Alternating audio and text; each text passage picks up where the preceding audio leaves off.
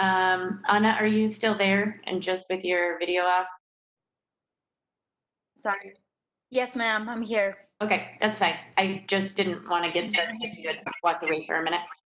No, All right, well, it's Tuesday and we're here and we're at another fabulous all electronic virtual RDA meeting. So due to the ongoing practice of social distancing, we are, as is evidenced, going to continue doing our RDA meetings remotely. We, as always, we are doing this not just for our own safety, but for the safety of all of our residents. And I want to say to anyone of our residents that is watching or listening that all of us have you and your families in our hearts and our thoughts. And I truly hope that you are staying safe and conscious of the still threat that we have, although the state has lowered our level. Salt Lake City is still at orange, and we want to just encourage everyone to continue all of the safe practices that we've been involved in and engaged in over the last few months, because it really is important that we stay safe and healthy through these difficult times while we continue this. But we know that's difficult, and we know sometimes it's frustrating, but we're with you. And if there's anything that we can do, please reach out to any of us, the mayor as well, and we will address those concerns. And we're with you in this fight because we're all at our homes too. So thank you for that. And I do also, as always, want to continue encouraging people to reach out to us. Although we're doing things remotely, we certainly don't want our democratic process or the business of the city to be halted or stopped at any time. And we encourage you to reach out in any of the number of ways that you can. And with that, you can write us.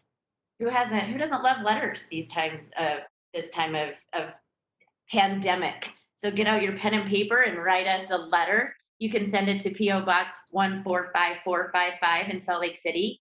The zip code's 84114, and that's to the RDA offices. Of course, you can email any one of us. You can email me. You can email council comments or RDA staff as well with any comments or questions about our RDA business. And certainly right now, as we're in budget season, about the budget or concerns you may have as we go forward with this.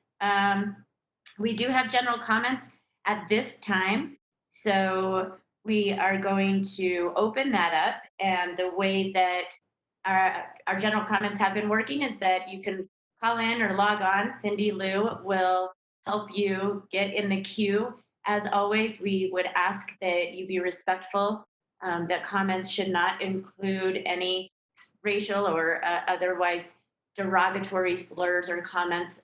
We're all, again, in this together, and we want to be able to respect one another through this process and be able to hear your concerns with us and be able to get that. So let's see. At this point, I will ask Cindy Lou if if anybody is here for general comments. I don't have anyone for the attending comments. All comments that we've received written wise are published and will be published, but I don't have anyone here to attend the meeting.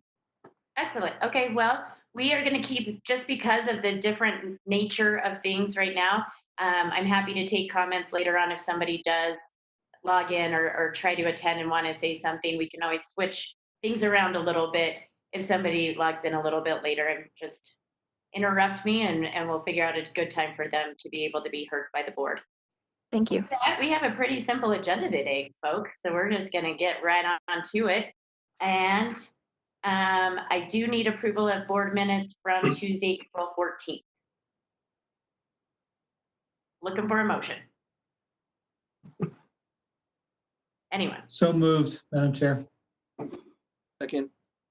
Thank you. I have a motion by Board Member Johnston, a second by Board Member Rogers For the approval of minutes Tuesday, April 14th, 2020. I'll quickly roll call this.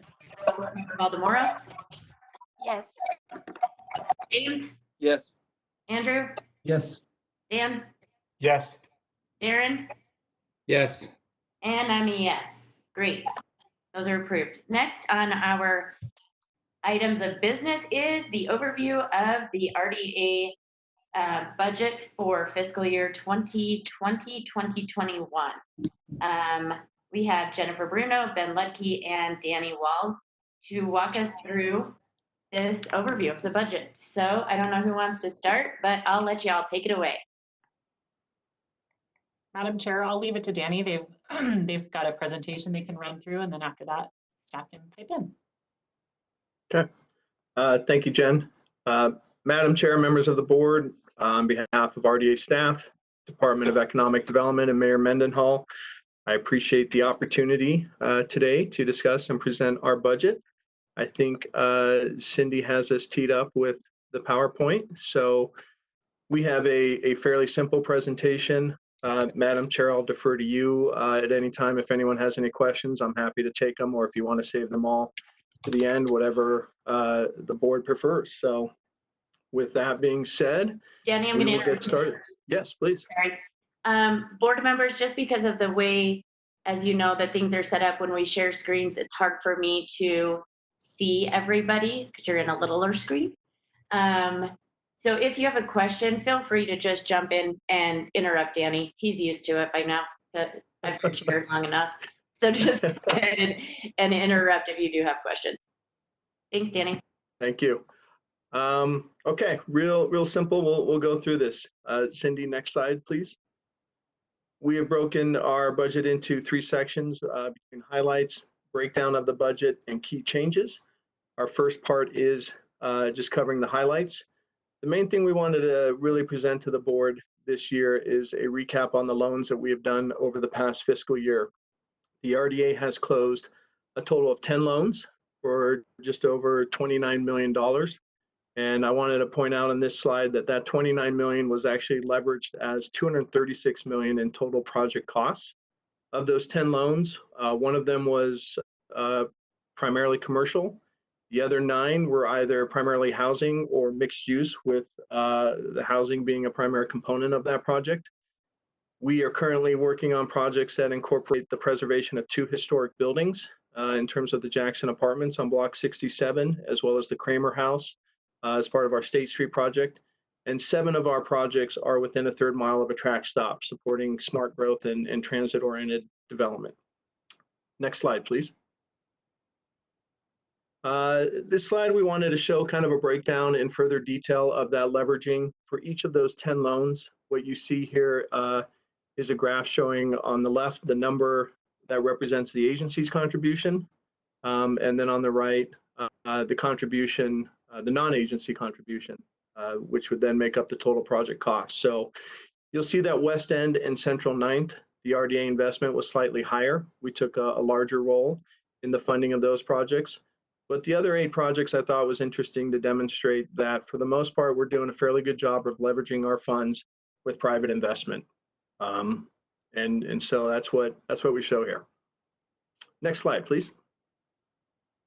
And then of the $29 million in total loans, we wanted to break that down as far as the ones that represent funds that are going towards housing. You see that we have put over $25 million out the door in approved loans this year for housing projects. At the top, you'll recognize that those are broken down in terms of our NOFA opportunities, both the regular and the high opportunity, as well as the Funding Our Future dollars that we got from the city sales tax initiative, our own revolving loan fund, and then part of that is also on our State Street project. You'll recall that we approved a seller's note that was financed over the life of the project, so we included that as part of the loan calculation. In total, we are proposing funding of 811 units, over half of those which are affordable, and 120 represent for sale product units. So wanted to provide that breakdown here. Next slide, please. Over this past fiscal year, you'll recall as a board, you also approved 2 significant tax reimbursement agreements. One was Block 67 for the $15 million for the West Quarter project. And then the other was a $28 million Northwest Quadrant LLC tax increment reimbursement for that project area. Wanted to note on these that the 15 million and the 28 million are the caps. These are post-performance payments. So the developers only get paid if they perform and the project actually generates the increment. And these numbers represent the maximum amount that they are eligible to receive over the life of the project areas. Next slide, please. Just real quick, highlighting some of the projects that were completed over the past year. You have the Pages of Salt on Block 70 next to the Eccles Theater, as well as the completion of Infinite Scale in the West Temple Gateway area. Orchid Dynasty and Adaptive Reuse Program over in Granary, as well as the Fair Park Market Study were also completed. Currently underway, we have the Japantown visioning process, as well as the West Montrose RFP is actively being marketed. And then we celebrated 2 groundbreakings over the last year in Spy Hop and the Charlie condominiums at the old Taffy Town building. So, next slide, please. Okay, just to discuss the budget breakdown, next slide. This slide represents the tax increment revenue trends that we've been experiencing as the agency. I want to point out with this slide that in 2019, you see that we have a significant increase. And then in 2020, we are projecting a lower amount. The reason for that is between the years of 2013 and 2019, these figures represent the actual amount of tax increment received by the agency, whereas the 2020 projection represents just a small 2% increase over what we were projecting in our current budget year as part of the original budget approval. So we are hoping that 2020 continues the upward trend, but right now as part of this year's budget, and we'll get into this a little bit later, we are remaining conservative in that projection till we really understand if that is a true upward trend or if it's going to plateau out a little bit. So that is why that last number drops down so much. But you can see that we are recovering from the hit we took in 2017. And we, with this year, as what you saw with Budget Amendment 3, we are exceeding where we were at previously at our high of 26. So next slide, please. This is a summary of the breakdown of our budget. I think it's important to note that the total RDA budget as it represents within the mayor's proposed budget book is $54 million. However, it really only represents about $44 million in new revenue. The other 10 million represents interfund transfers, either between CBD and Eccles, or the project area funds to housing or administration. So we have 44 million in new revenues, and you see on the left there that 67% of this, or almost $30 million, is really just contractual obligations of the agency between the pass-through payments that we are committed to make to the other taxing entities, the debt service that we have on our Eccles bonds, as well as our tax increment reimbursement agreements that we have to pay out of our increment. Just over 7 million is what's identified as administrative, operations, maintenance, such as that. And then you have just a little over 7.7 million that is essentially left over and available for new projects. Yes. Sorry. The 26% debt service, is that just to the Eccles Theater bond, or do we have other bonds that relates to? I believe that also incorporates the debt service, the pass-through for the North Temple Viaduct bond payment as well. So even though that's not an agency bond, I believe we've categorized that as a debt service payment. And when are those up? When do we get to stop paying debt service? Never. We will pay it always. I believe the Eccles bond, Jen, you may know off the top of your head, I think it's 2040 that goes through. And I can't speak to the North Temple bond because we don't really track that. It was let's see, the North Temple one was, I think, a 25-year bond issued in 2011. So what's that math in your head? 2036. The other bond I was going to mention is Regent Street bond for the Regent Street improvement. So I think that's another debt service payment that RDA has on its obligations. So I don't know how long that bond was, so it might have been a shorter one. So Yeah, it's a good point. I generally lump those together, so we can provide that breakdown if we need to. Nope, just curious. Thank you. Okay, yep. Next slide, please. And then in looking at our budget, the 7.7 million that's available for project allocations, this just provides a overview of a breakdown of how we've proposed to spend that. You'll see that we've got 1.1 million going for new loans. That would primarily be commercial loans. And then below that, you'll see that about 51% or just under 4 million is being proposed for housing. That is a combination of our own 1.4 million in tax increment, as well as the 2.6 from funding our future funds for the city. Beyond that, we're carrying through the allocation for project area art at 250,000, as well as just over 500,000 for project area seed funds for the benefit of the 9 Line and State Street project areas as they come online. Next slide, please.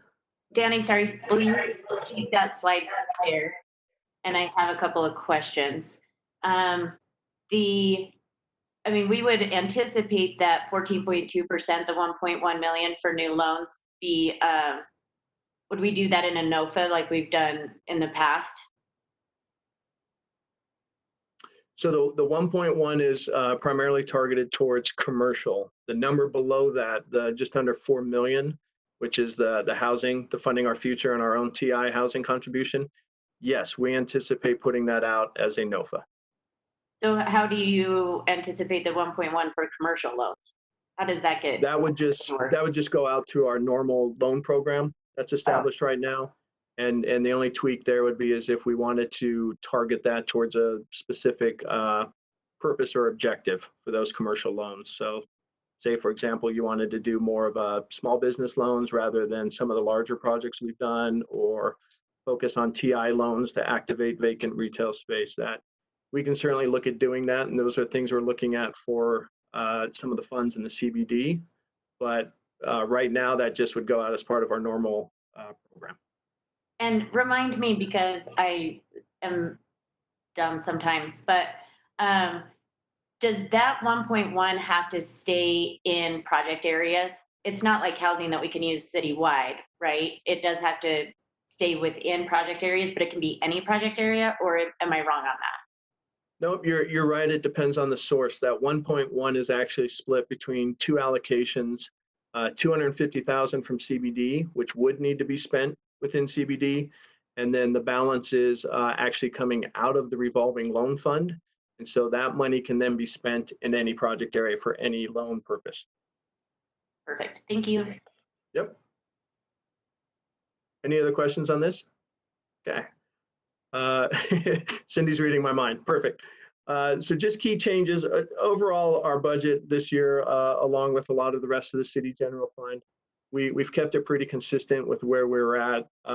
As I said earlier, we were extremely conservative in our tax increment projections. You'll remember that as part of Budget Amendment 3 and Budget Amendment 4. Those were fairly significant adjustments to the tax increment that we received.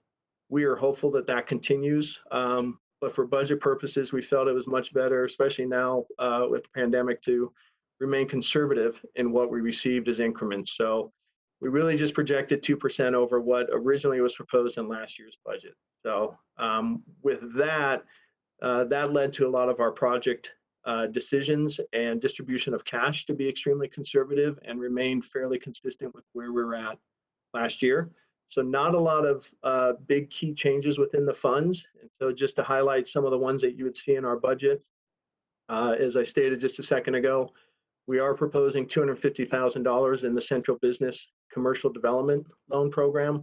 Again, this is our existing loan program, and the intent of this allocation is just to focus this money on commercial loans rather than residential, because we have that allocation happening already. This would be in addition to the 1.9 million that we still have in CBD from last year. And we are working on what we think would be the best strategy to target these funds in CBD. And that strategy would be a combination of where we think we might get the biggest bang for our buck, as well as what might be most advantageous to position these funds to kind of hit the market as we're coming out of this pandemic and into stabilization. So we're working on a few ideas there that we can come back to the board on and give you an idea of what that strategy is. In CBD, you'll also see that we're proposing $250,000 for the Japantown allocation. We're currently doing that visioning strategy and process. That has been slowed down a little bit to the fact that we're not able to host the public meetings for that. And so we are either going to look at ways we can do that virtually or just stretch that out a little bit. But this $250,000 would be set aside as part of that study, wrapping up if there are some things that we would like to start setting funds aside for to do. And then the other major change in CBD is just probably what represents a larger than normal contribution to Block 70 and the Eccles Debt Service Reserve. You've heard us talk about in the past that as part of the debt service on the Eccles bond, we anticipate a few years where we will be short in terms of what the TI generates versus what the debt service payments are. Given the fact that we just refunded those bonds and we made some contributions as part of the 2 recent budget amendments, we will be returning to the board with what that would look like as far as that projected debt service payout or the reserve payments we would need to set aside in future years. But for this year, we took a more conservative approach and did a significant amount of transfer over to Eccles just to kind of build that fund up a little bit and help offset what we anticipate coming. So we thought it was better to set it aside now until we really understood what those payments need to be rather than get hit in the future if we are short at that time. Any Danny, questions on that? Danny, I have some new guy questions. So we were projecting a tax increment projection of 2% over fiscal year 20. What did we project from fiscal year 19 to 20 as an increase for the budget there? Great question. We generally have always been fairly conservative in those initial. Usually we just project, and that's been easier in years past when it hasn't been as volatile. Sorry, you broke up there and I didn't hear the answer. 2 to 3% is historically what we have contributed, and we've been fairly conservative in that as we carry it from budget year to budget year. And that's been the course of action over the past few years because our total tax increment has been a little bit more volatile in what we have received, and so we've gotten more conservative in recent years. And back in from 16 to 17, we had that drop. And can you give me a history of why we saw that drop? The drop was kind of a perfect storm of events. We had some significant appeals of property values. We understand that City Creek at that time appealed their value. We had some judgment levies that kicked in as well that adjusted the overall assessed value. We had some larger centrally assessed property adjustments that affected our overall value. And then the culminating factor was that changes to the state statute that were made back in 2012 continued to erode the TI amount in terms of, one, it protected taxing entities that the agency would not receive the benefit of when taxing entities did property tax increases. But over time, that actually decreased the amount of the tax rate that we use to calculate the tax increment. And so within 2017, all 4 of those factors kind of came together and magnified that TI calculation in a way that we took a huge hit. So okay, so do you think this 2% over from 19 to 20 is still a conservative estimate, even with the current state of affairs of the economics?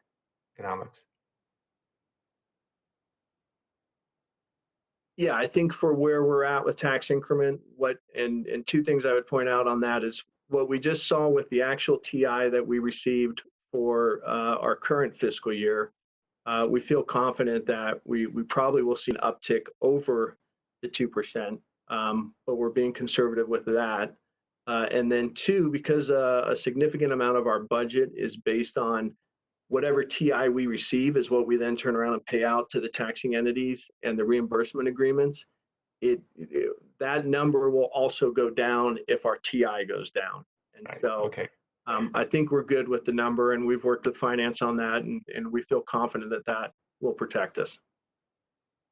Okay, thank you. James? Danny, are we gonna have to do a budget amendment for the Eccles Theater with the county at some point because of the loss of revenue without doing venues or was that a Jennifer question? I'm just wondering. We, I think we will. I think between Gallivan and Eccles, you're going to have to see some kind of adjustment between those two. We don't know what those are at this time. We don't know if those can already be covered with some of our reserve accounts or the set-asides. But I think we are anxiously awaiting to see how the county is going to propose to bring their facilities back online. And then with Gallivan, I think we could see a little bit more of a hit as well if their programming doesn't really provide the offset they need for their funds. I'll chime in just from the Eccles Theater perspective, just being on the board. The one thing that was helpful to be reminded about is that the operating agreement that the city made with the county required from the outset that there be an ongoing 1-year operating reserve. So in addition to the capital reserve that the Eccles Theater maintains, those boom years that it had in the first 2 years of opening, seems so long ago, where they kind of put into a savings account to have a full year of operations covered before they need to come back to us for a new operating model. Obviously, you know, who knows if it'll be a full year of adjustments for theaters, like it could be. And so I think they're evaluating that as they go forward, but it was nice to hear that at least there's a little bit of a cushion built into their operating budget in addition to any capital budget. But it's, yeah, I think it's definitely something to watch going forward.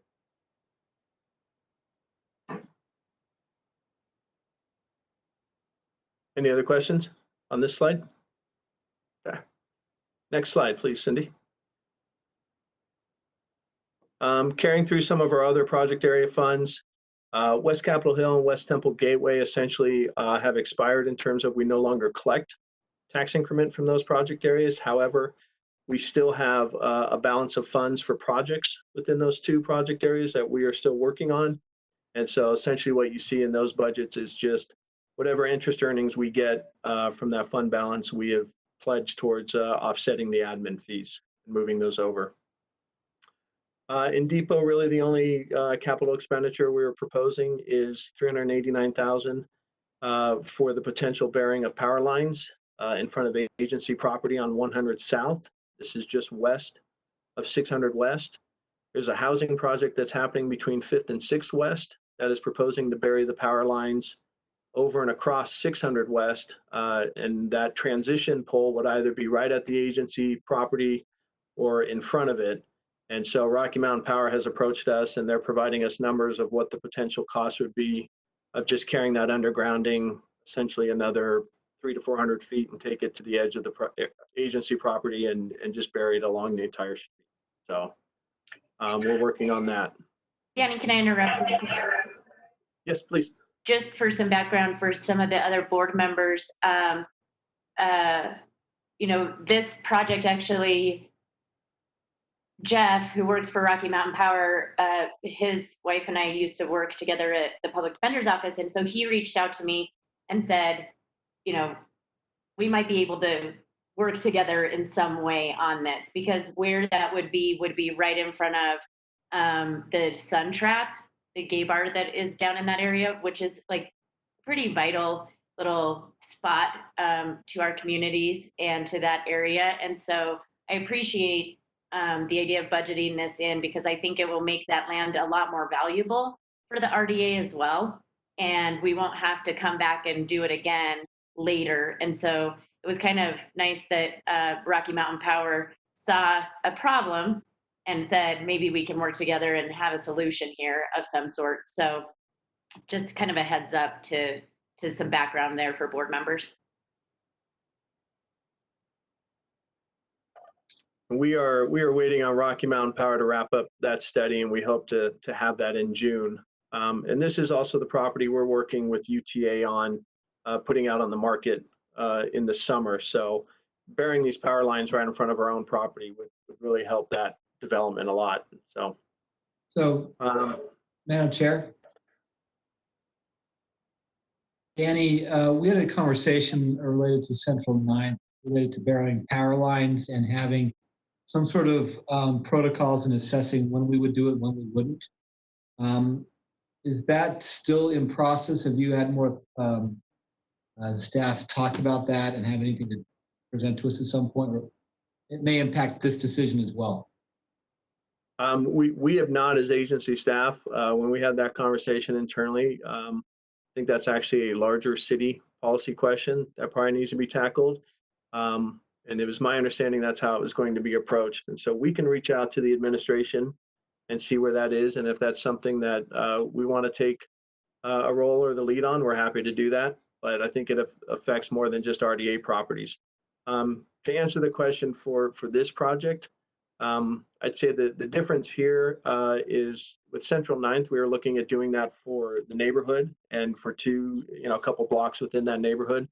Whereas this we see as a direct benefit to our properties prior to advertising them for development, and would make a significant increase in value as well as development potential for our own properties. So I think this is one that we would want to actively pursue, and I would agree that we should definitely have those conversations of the larger city policy of where we want to be involved with undergrounding of power lines.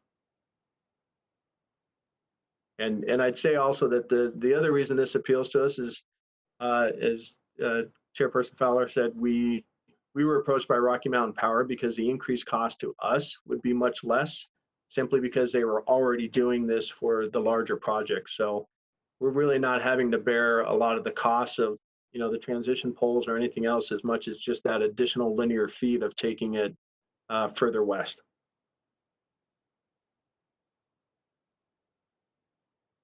Okay.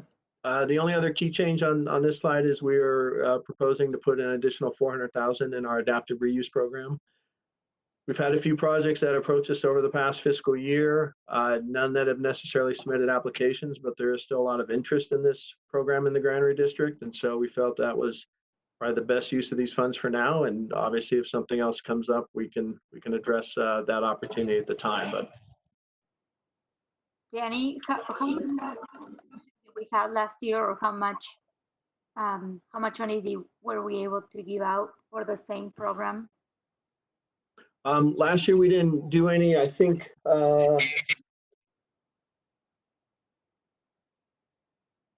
we put 387,000, I believe, in it last year. Okay. And we So used it.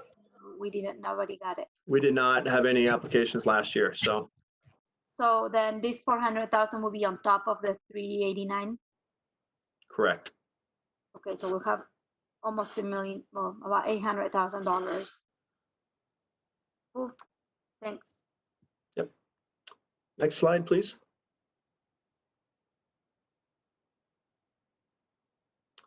North Temple project area, same thing, looking to just put the additional funding into the set aside for the catalytic project. You'll recall that as part of the discussion with the board, we identified 3 potential opportunities for that catalytic project. First is enhancements to the Folsom Trail and corridor that we're currently working on. The second was loans and targeting those loans within the project area. And the third is potential property acquisitions. And I think we also talked about the Fair Park market as potentially being something that we'd pursue as well. So this is really just setting those funds aside until those conversations continue with the board on where those projects are and what comes forward. How much is in there? Oh, it's $800-ish thousand. I don't have my screen in front of me right now with that. I can get that for you as we keep talking though. So Danny, I'm looking at the book of the mayor's budget. Is that where we can find that information as well? Like, there are some numbers here for 2021. Let's say for North Temple, there's $440,000, 810. So do you subtract 270 from that, and then that's what's left over? I don't know if that's right. Now I'm trying to find that amount so that we can give it. I will. It's in the staff report. Yeah. page 6 in the table, and the total amount with this, I think, comes into 1.73 million. And Councilmember Valdemoros, part of the challenge is how the information is presented in the budget book for capital projects is not, it doesn't always add up previous years of funding. And so it's representing the amount that's being allocated for the current fiscal year in most cases. In some cases, it's a little bit different, but capital projects is a little bit different. We're still kind of working our way through kind of how to present that information, but that's where it's useful to look at the council staff report on page 6, like Councilmember Johnson suggested. Yeah, so there's 800,000 in it now. If we approve this 270, we push it over $1 million.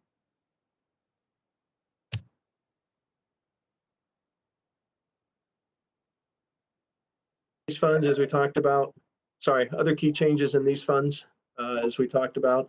Block 70, if you look at that, you'll see that it's highly subsidized by the CBD contributions, both in terms of the normal tax increment transfers from CBD as part of the interlocal agreements, as well as the debt service reserve that we did. In program income fund, we are proposing to put $500,000 more towards the project area seed funds for the grant or 9 Line and State Street project areas, split that between the two of them. And then our biggest change in our administration budget is just transferring of Galvin staff to the RDA, essentially removing public services from being the contractor for the maintenance and programming of Galvin. We would take over the public services staff within the RDA and continue to run Galvin as per the contracts, the way it's been run over the past 25 years. So next slide, I think, is our final one. So that concludes our presentation. Hey, Danny, Yes. the change really isn't a big deal at all, right? It's not really a big change. All it is not the transferring of money going back and forth, correct? Correct. It's really just the current staff is going to come under the RDA rather than remain under public services where they So are. But everything else, level of service won't go down. Contracts will all remain the same. Everything, nothing changes.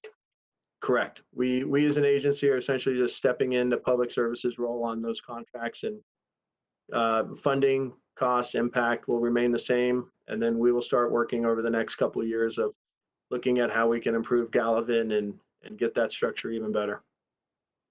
Is there any savings in because of the admin fee, admin charges, or admin costs? No, that budget's been completely separate from the agency, so we won't realize any savings because we're taking over that staff and they will continue to do what they're doing. And those contributions from the agency are set up as part of the restrictions recorded on the block and those contracts, and is determined as part of that formula. Madam Chair,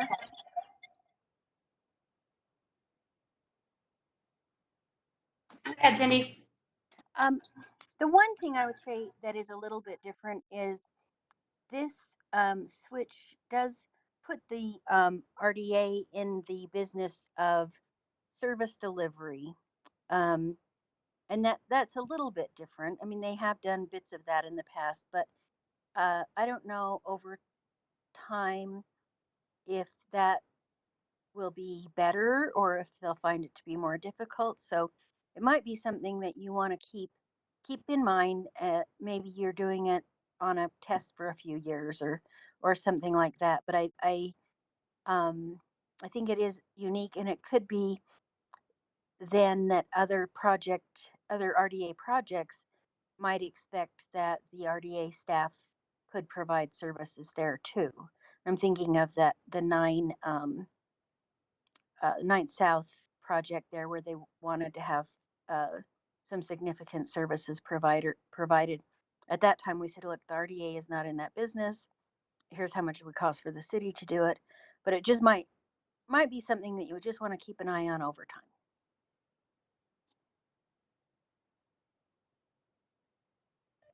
Anna, did you have a question? Yes, I have a question. So as it is right now, the folks at admin folks for events and then maintenance, it's in public services. It's in their budget, they pay for it. Okay, The employees are technically public service employees.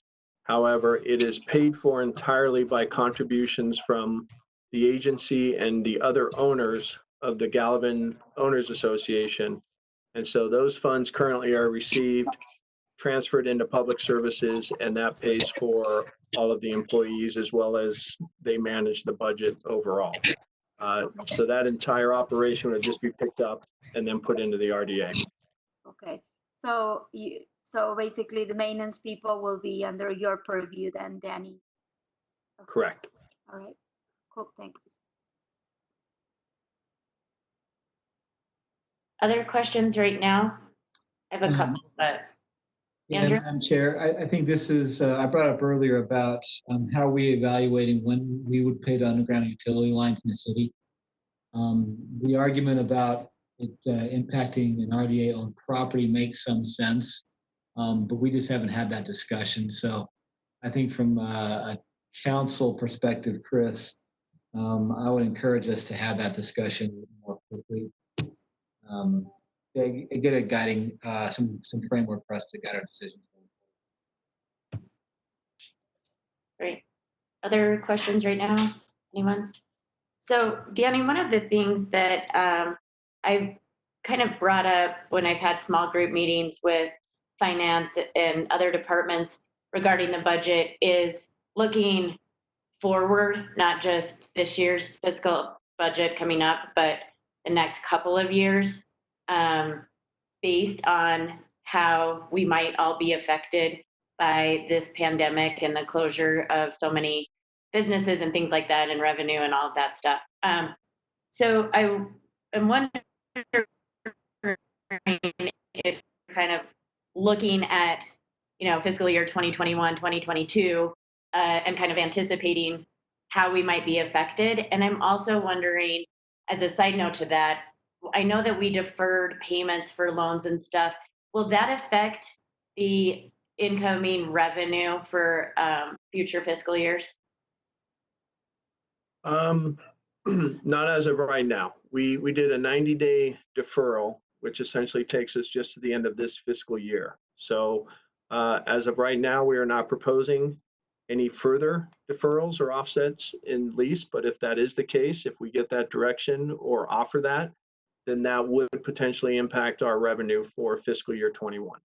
So I would encourage, if you can, Danny, to come back if we're hearing that people are having trouble repaying their loans or are calling and having some sort of issues or things like that after this sort of 90-day deferral is up. I would be open to deferring that longer if need be. And so just if you start to hear people struggling, I would encourage you to come back to us or the administration come to us and get that idea on the agenda if we need to do anything. It's more administrative than anything, but just that, I want to make sure we're being conscious of people as we're kind of starting to reopen to allow time to get back on their feet completely. So, if we need to, which again, I think it's mostly administrative, but just to kind of keep us in the loop, if that's okay. do that, yes. Yes, we can do that. Awesome. I don't know that I had any further questions regarding the budget. Anybody else have any questions? Madam Chair, Yeah. there was one question related to North Temple Viaduct bond payments, as the income is exceeding the actual debt obligation year over year. I think there was a policy question about whether we reinvest those funds to pay that off earlier or somewhere else in the budget. Not necessarily. Sorry, Madam Chair, I can speak to that a little bit. But, Go ahead. Jennifer, before you So- dive in, also maybe Oh, you could sure. remind us a little bit of the history and intents that were made. I spoke to some former council members who said that the intent was if the money ever exceeded the payments, it was to go back to paying the general fund back for not enough funding for CIP, so that kept that logged down. And this is just kind of like it was the intent was to repay for history of going out on a limb to actually create this project area. right? So maybe just a brief history. The general fund in I think it was about 2011 or 12 decided to issue bonds to shorten the North Temple Viaduct, seeing kind of the future potential for this area. If you guys remember what it was like before, the viaduct really cut off that intersection and made it so that the what's the Salt Lake Hardware building was really cut off from the gateway area. It also enabled the tracks line to be run sort of up and over North Temple that way, which made it kind of more of a community hub on the for North Temple. The general fund knew going into it that they were essentially sort of going out on a limb and kind of making a prediction that the debt service would be covered in the future by what development would necessarily happen once that intersection was open up. But it took, as you can see in the chart on page 11 of the staff report, there were 6 years where the general fund put in a significant portion of the debt service, which means that other general fund needs that could have been funded in CIP were delayed or put off or just not funded at all. And so one of the thoughts is that given that the general fund is kind of tight this year, and given that the way that the project area was put together, it's really limited in terms of what the RDA can use these funds for. So it's not like the RDA could just say, hey, let's use more of these funds for the administrative budget. Those are capped. Or hey, let's use these funds to transfer into PIF, because that's not allowed. So unless we went back to the taxing entities and had those agreements changed, which would probably cause other sort of political ripples, maybe, I don't know.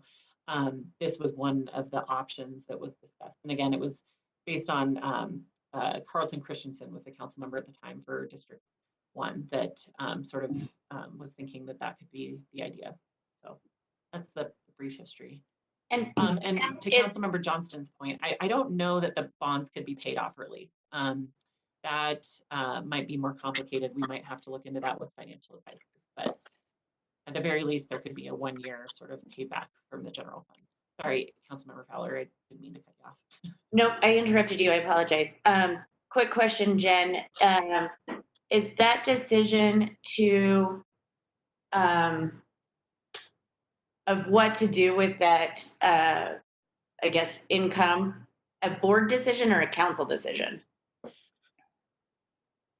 That's a good question. I think it would have to be a board decision first, but then obviously that's related to a council decision because then the council would have to decide to accept the money and then what to do with the money once you accept it.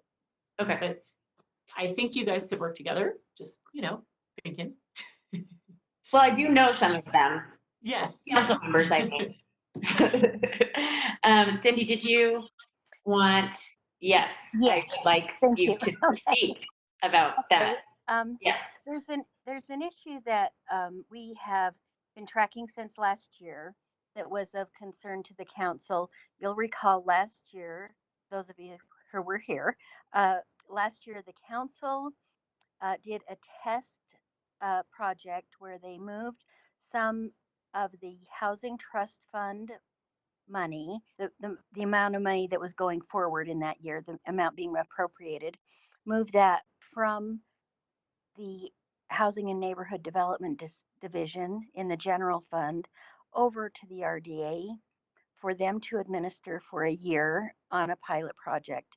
And the philosophy was that the RDA is the entity of the city that is out doing development and has some of those tools in place and those skill sets on staff.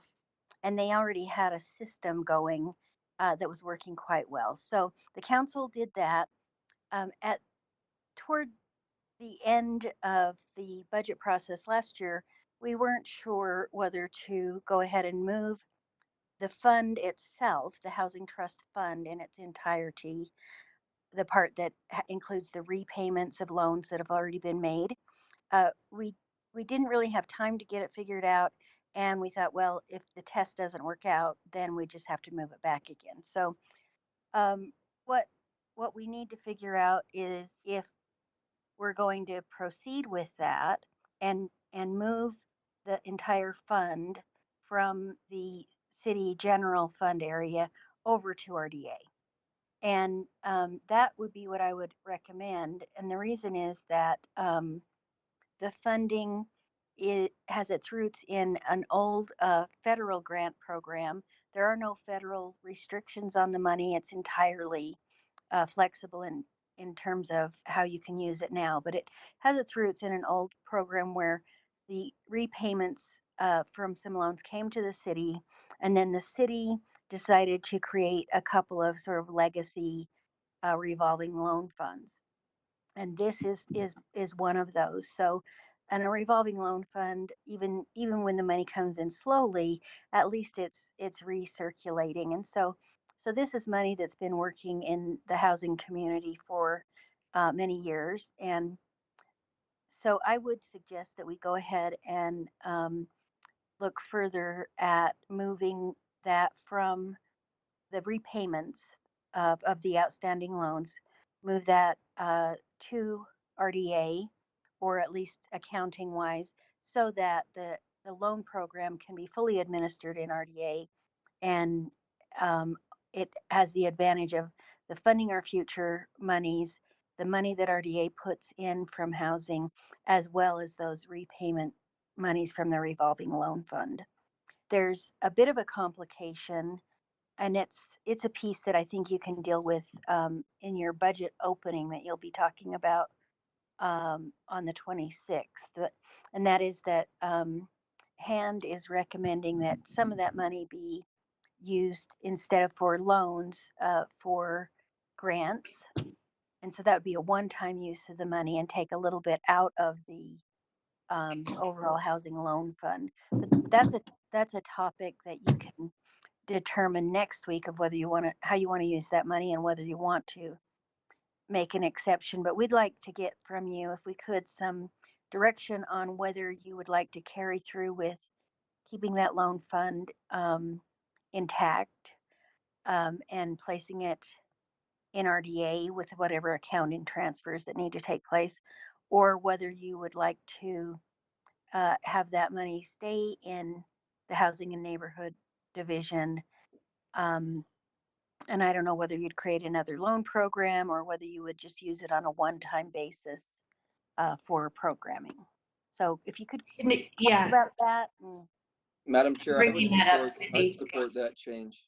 in the- Thank you, the motion. James. Yep. So Cindy, I appreciate you bringing that up. I think maybe I also agree with Cindy, and the intent last year was to move the whole housing trust fund to RDA. And I think, there's been, well, actually what I'll do is ask Danny, can you give us an update on how, with the money that we did transfer to RDA for what we called the Housing Development Trust Fund, so as to not be quite as confusing, although rather confusing. Tell us a little bit about that money, where it went, how your program, was set up. Can you give us some background on that money? Yes, we can give some background. Right now, we have allocated or approved $1 million of that, and the rest of it is still being offered on basically a first come, first served basis. We have a couple conversations going on with developers who are interested in it, but as of now, the only loan that's been approved is the Diamond Rail loan for the $1 million. And that, as per discussions last year when we did this, that money is specifically allocated towards certain projects that have to go through the Housing Trust Fund Board for review. Is that correct? That's correct. You'll recall we did the policy or the process for that, following up on the council's resolution and intent, which was to basically continue the process as it was on a trial basis. And those would go to the Housing Trust Fund Advisory Board prior to coming to you as the board for final approval. So, and we coordinate that with the administration and HAND in terms of setting up the transmittal memos and the meetings and everything. Great. So Well, again, as Cindy mentioned, for purposes of that particular money, it doesn't make sense to have it in two different pots. So I would be supportive of transferring that money over to RDA in the Housing Trust Fund that's there in the RDA section and go from there. I think that would be my overall policy preference. I think if there's a question about for this year whether there needs to be use of some of that money for mortgage and rent assistance, then we might look a little bit into that. But as an overall policy, it makes sense to me, especially as the process and everything that RDA has been doing, and as Cindy said, the expertise level that I think we have in the development dollars there in RDA. Just and accounting purposes would make sense to move that money over to the RDA. But I will open it up for questions from other board members and go from there. Anna? I have a question. So I think, yeah, I agree with all of you guys. I think it doesn't make sense to have this different transactions in two different departments. Let's just have it in one. But in terms of the potential funds that we might need for emergency, for mortgages and for rent, I would like to understand with the CARES Act funding that the city might get for housing and for emergency, how we're leveraging, or do we need a portion of this money since if we're going to have CARES Act money. So I'm not sure if this can be answered today, but for sure next meeting or whenever we talk about this. I just want to understand how much we're getting from the federal government and how much we're putting out of our own money. And we can actually, council member, you have a briefing on the community and neighborhoods department budget after this meeting.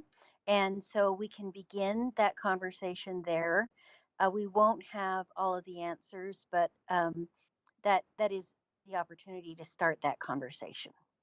And I'm going to jump in and make a suggestion here. We are over time for the RDA meeting, and I don't think that this overall policy right this second needs to be answered. I think we can bring it up in a couple of weeks or before the final budget is approved. So I would really encourage, hold on, I'll get to you, Dan. Really encourage people to reach out and have small group meetings if you have questions so that we can address this again, hopefully at our next meeting. Dan, did you have a quick question? Thank you for saying that, because I definitely am behind the power curve on this issue. My own one just question on the budget side of the house. How much does the occupancy rate in the city affect the RDA budget? The building occupancy rate, does that affect the RDA budget? It doesn't directly affect the RDA budget. It may or may not affect the level of development going on in the city and therefore potentially the demand for RDA funds. But I don't think we've ever really been impacted in terms of the projects we do or the amount of money we can distribute based on the occupancy rate. So I think we're good with however that moves. The only thing I could see potentially impacting it is just the way that commercial property is valued is based on income rather than like market value. And so I'm interested, and I'm just as, I don't know how this is all going to play out in terms of how long the economic contraction lasts, but I'm interested to see if there is a sustained decrease in hotel revenues and earned income revenues on office space, if that affects the county's valuation of property, especially in the downtown. And so if the property is valued at less, tax increment is less, then, that could affect it, but it would be on a longer term because those assessed valuations happen once a year as opposed to like every 6 months. So we wouldn't know the real impact of that until a year or two from now, probably. Okay, I am going to move this along real quick. There's one, yes, Andrew. Did we get an answer to the North Temple Viaduct excess funds, or are we deferring that? I don't know that there was a definite question. I think I talked about the history of it, and then I think Councilmember Rogers mentioned that he talked to other former council members about it, but I don't know that the board settled on an idea. I think we need to And come maybe- back with some information about whether it's an RDA. What are the logistics? If depending on what they decide, what are the logistics that it would go through? Is it a city? What part city and what part is RDA? And Andrew, with that, James, sorry, did you have something? No, I'm just ready to speak whenever if I need to. Okay. I think with that, what we can do, because that seems like a question that may need to be answered before we finalize the RDA budget, is we can always set up another RDA meeting as we've done in other times and through other budgets, but before June, before our regularly scheduled RDA meeting. So if we need to follow up on a couple of these things so that we can amend the budget and get the, we can figure that out sooner rather than later, I think, too. So we'll just talk to chair and vice chair and our staff and everyone and get another meeting set up if need be. Is that okay, Jen? Appreciate it. Okay, I have one last thing to say and then I'll move on. And I really just want to say thank you to RDA.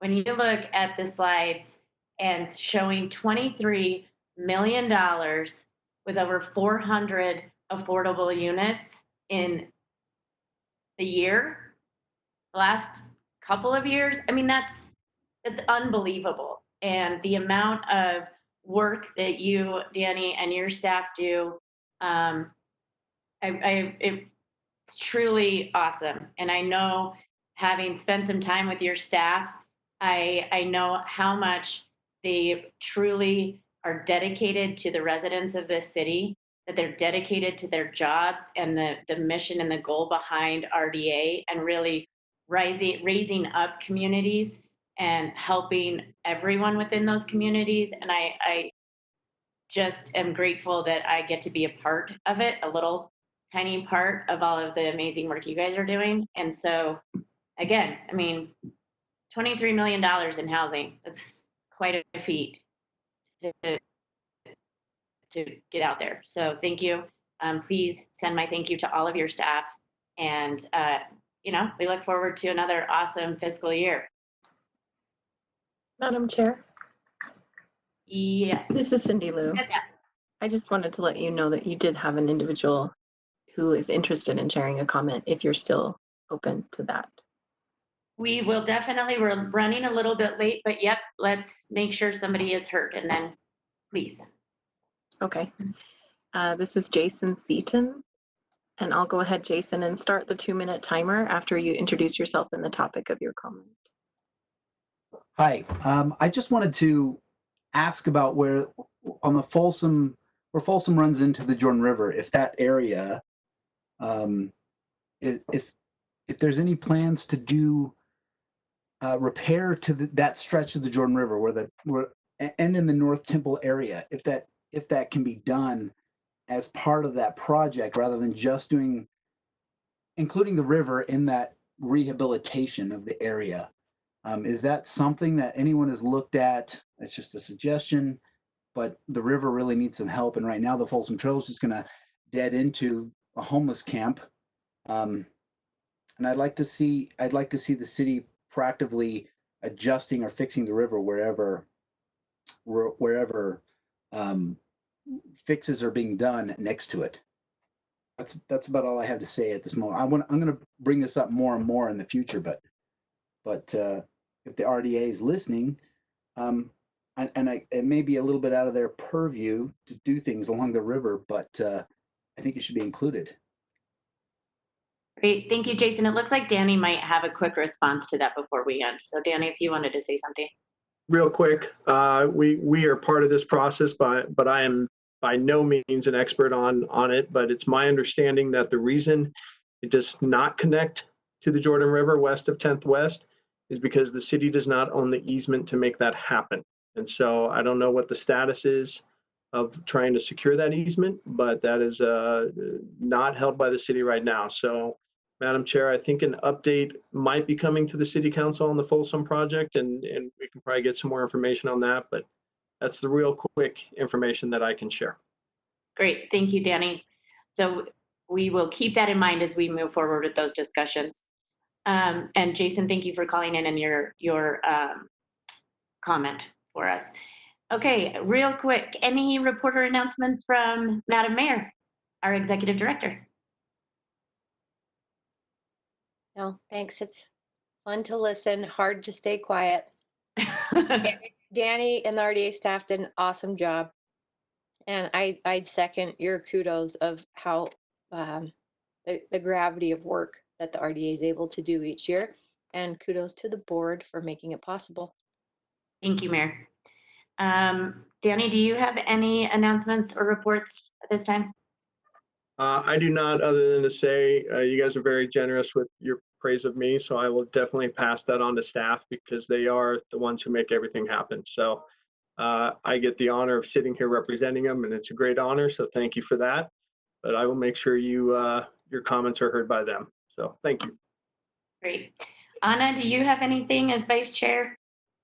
No, just to say what you guys have said so far. I mean, it's amazing the amount of work that you guys do, and every year, at least this is my second year, your presentations are even better and more clear, and we can understand what's going on. And I hope the public can understand what's going on as well as they look at your PowerPoint presentations. And so it gives a great overview of where we're standing and what we're going to do for the next year. So thank you so much. Especially, and also with the housing amount that you guys have been able to deploy. I mean, it's amazing. I'm happy that we're an example in this state for that. So thanks. Great. I have nothing. So with that, our RDA board meeting is now concluded. Mr. Chair, when would you like us to reconvene as City Council? Right away, actually. Do we need to leave this meeting and then come back, or are we just? I think we have another meeting set up. Let me double check. I'll confirm, Chair, that you do have a Yes. second meeting in the work session. You do have members of city staff already there as well. Great, thank you. All right. See you in a minute, everyone. Yep. See you in a minute. Thanks.